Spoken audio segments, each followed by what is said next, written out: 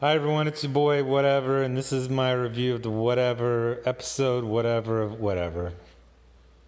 Whatever. There's this movie from 2006 called Thank You for Smoking. It's written and directed by Jason Reitman, and it's about what's the guy? Two-Face from The Dark Knight, and Aaron Eckhart, and he's a smoking industry advocate. And he's trying to get cigarettes into more movies. So he talks to this guy who gets things like that done. And then the guy's like, well, we can't do it in the present day because of the health, but in the future we can pretend like we got past that. And so Aaron Eckhart's like, they have some movie set on a space station, and the guy's trying to get it into that one. And then Aaron Eckhart says that, wouldn't the flame be a problem in the all oxygen environment? And he goes, well, it's a simple fix.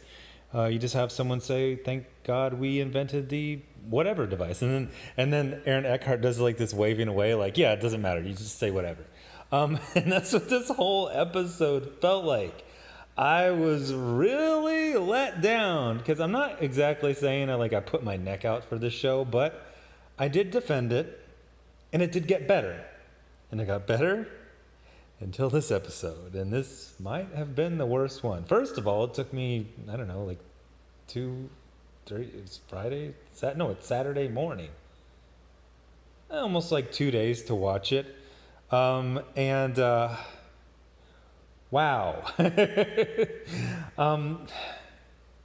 It's not egregiously bad, but... So one of the things I always find kind of funny is when you have someone out there in the Hollywood game and they're like, oh, I ran into so-and-so at the bar and I told him about my script and he said he'd definitely be interested. And the thing is, if you know people in Hollywood, everyone's interested in everything.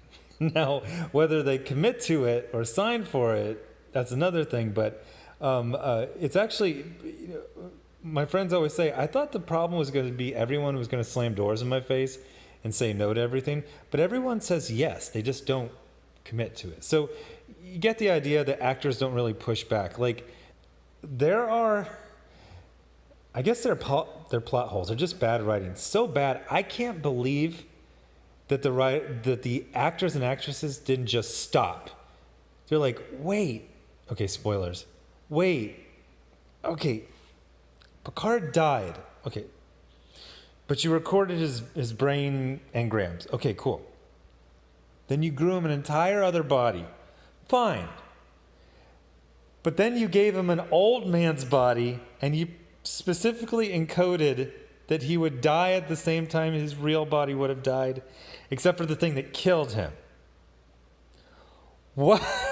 What? What? Like imagine they just do some kind of like mutiny. They're just like, literally all of the actors and actresses, they just call like a 5-minute, they go, I'm not saying this shit. They're like, I'm not saying this stupid shit.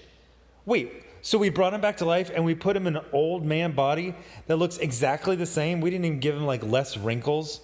Oh, and he's going to die the same, but he was going to die from the tumor in his brain. So what's he going to die from now? Tripping and falling down the stairs like we're going to predict that? Like, what's it going to be? Like, it's just stupid. So at the end, let me remember. The synths on Goulion 4, wow, I actually remember that planet name for some reason. The synths on Goulion 4 are going to call these synths from way far away that they help out other synths, but what they do is they kill all the organics. And they got this really...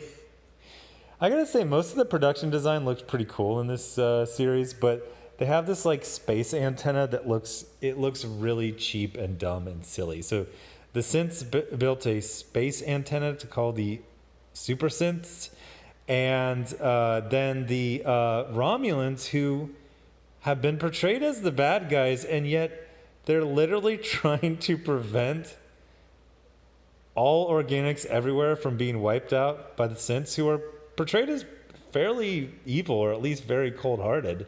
So that one was weird. Like, the Romulans like kind of sympathetic, but then we get this like super aggressive Starfleet where Riker's like, give me a chance and I'll blow you out of the sky. It's like, what? Nobody ever talks like that.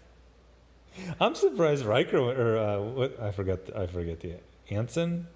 No, that's Anson Mount. Whoever plays Riker, Will. No, that's the character's first name. That guy. I'm surprised he agreed to it. I know most, like I said, most actors just, oh yeah, fine, oh this is great, oh yeah, I love it, but like they're like, I feel like my character wouldn't gleefully talk about murdering people. This whole part about Starfleet, you're supposed to try to talk way out of this. Okay, yeah, let's just shoot. And they also got this stupid thing where, like, 300 Romulan ships all like crowd together, and then three 100 almost like the equal amount of Enterprise or Starfleet ships show up, and then they're like, let's go get in a battle. It's like, you guys are gonna shoot each other as much as the other side. Also, why are you in a line in space? Also, why are you like 1 kilometer away from each other in space? I just feel like any space battles would just be like, they would be done over entire solar systems. It would just be like, you would just like peek your ship. You'd probably fire from, the freaking defilade on the other side of a planet. Like, okay, it's a trope. But like, them being so close, like it's like the East-West Bowl. They're like, I'm trying to remember the characters from the East-West Bowl on Key and Peele. I'm just gonna make up one as that. Transius de Varianton. It's the USS Tri-Transius Berlin. Okay, I'm gonna screw up that joke. It's late. But anyway, yeah. So Soji, once she found out she was a synth, became pretty cold-hearted toward the people who, earmuffs, crossed the entire universe to save her life, even though they never met her. And then she's just like, you people just want to destroy us. I feel like they have a good. Okay, so the annoying Joss Whedon girl who murdered someone, but everyone's kind of hand waving it okay because they're like, dude, that was like 3 episodes ago. Get over it. It reminds me of like in the later episodes of Smallville, where Lionel Luthor, who had murdered several people, all of a sudden, he was like the family friend. He would just hang out in the kitchen with them. So the Joss Whedon girl has a device. I forget how they even got this device. It's an image inducer that can fake an entire fleet and fool another fleet. As some people who are Star Trek experts way above my level. Oh, this was Mike Stoklasa. He goes, the deal with the Romulans was always that they had the superior technology. That's why they were such a threat.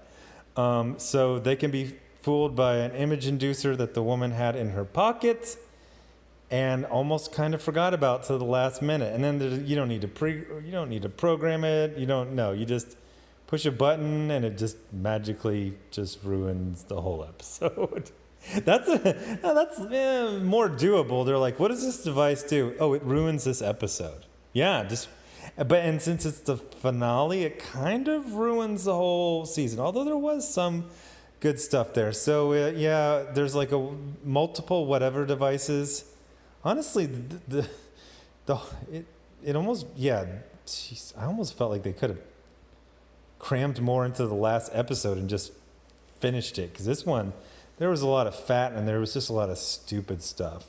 So at the end, they're all a crew permanently, even though it's Rios's ship, and one would assume in his giant empty ship, his main business is just hauling a bunch of freight. Everyone who had all these different jobs, and they're all just on. They're like, and now let's go to season 2. Our next adventure. They did have to squeeze in an Insta relationship between Rafi and 7 of 9. They're shown canoodling, as they say in the tabloids. They're just suddenly a couple. Fine, whatever. Cool. Just insta couple. So yeah, it's a really bad way to. The season started out okay. It's a little silly, a little slow. Then it got into high gear, and then it just got into just grinding gears. The freaking What was that thing I forgot to... Timing belt. If you ever had a timing belt snap while you're driving, that's that's a good analogy. It's like the timing belt snapped, and that just destroys the whole engine. So, am I interested in season 2? No. Yeah, I guess. I mean, I'm more interested in that than I am a season 3 of Discovery. But I mean, what is it going to be filmed? A year or two from now with an even older and more doddering Patrick Stewart playing Picard in a second body that they engineered to be just as old and out of it as the... Whatever, this is stupid. When he came back to life, I thought they were just going to say, look, we put your engrams in a positronic brain. Your body is your body. Your brain is gone. Your engrams are in a positronic brain, kind of like Data. So it's kind of, you're a synth. Get it? You're like a synth. No, they're just like, we grow you a whole new body. We put your engrams into your organic body. Stupid. So that was very disappointing. Really, really disappointing. So anyway, thanks for watching. Oh, I don't do that here. Oh, they Hasbro just put, I believe, the first G.I. Joe miniseries, all 5 episodes up for free on theirs. So I'm probably going to watch that this weekend and do a video about that. And then I can't tell if they did it doesn't look like they did the next miniseries. Then it looks like some random other episodes from later series. I'm not sure. Anyway, thanks for watching. Bye.